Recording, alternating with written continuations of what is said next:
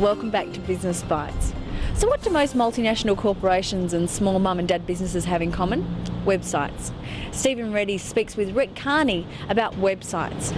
Why would a business initially consider website optimisation? Good question, Rick. With the web search the way it is, most of your traffic is going to come through Google. Google dominate the web search industry. Okay, so it's the fundamental premise then is to attract business, Absolutely. attract customers. Absolutely. Okay, so what would be some of the ways of optimising a website? What would they be for you? The first thing to do is make sure you've got a quality website. If you want to have Google's favour, have useful information that's relevant to your target audience that people like coming to. So have good content. That's probably the top number one. Okay, content number one. Content is number one.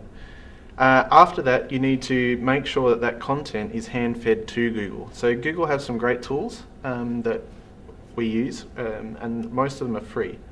That includes the Google Analytics, Google Toolbar, and the Google Page Ranking System.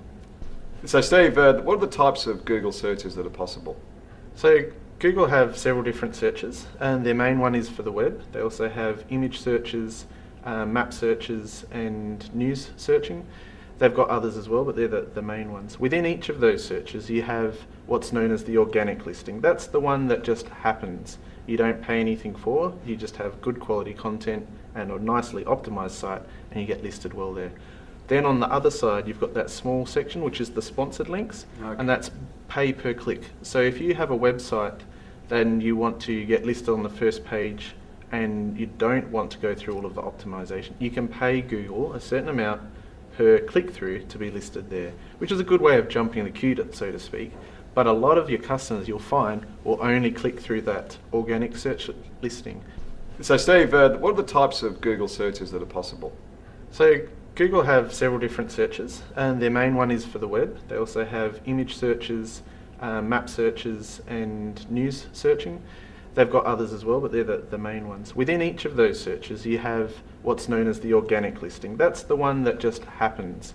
You don't pay anything for, you just have good quality content and a nicely optimized site, and you get listed well there.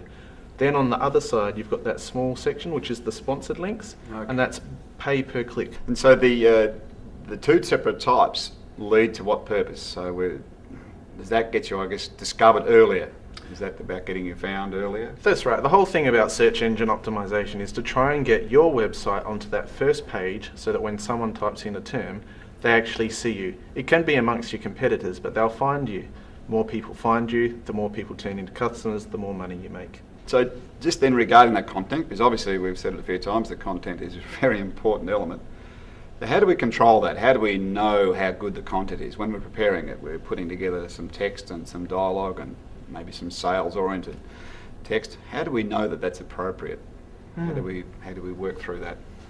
Well, you kind of got to look at it from the end web searcher's perspective. Have a think, ask your target audience, chat to a few people about the sort of search terms that they would type in to find your product. Okay. So do a little survey amongst your friends, get those keywords together, and then formulate your text based around that. So you mentioned in there doing some research among your client base. Sounds Absolutely. like a very smart way to go. If you need an answer, ask someone, which is always a good philosophy. Steve, we've discussed optimisation and content, and now we've got some content on the website. How do we assess how it's performing? What have we got resources to be able to, I guess, test and measure that component if it's working for us? Most quality web hosting companies will offer you website statistics, and that's tracking how many people come to your site, how long they're there for, where they come from, and what sort of browser they're using. They're the main things that you'd be looking at. Then there's also another set of tools which are internet-based tools, a lot of them provided by Google themselves. So you can sign up to Google Analyticals, you can sign up to the Google dashboard, and you can submit your websites through them, and Google will track who's coming to your website, what terms they're finding, how they're finding them, and how long they're staying on your website.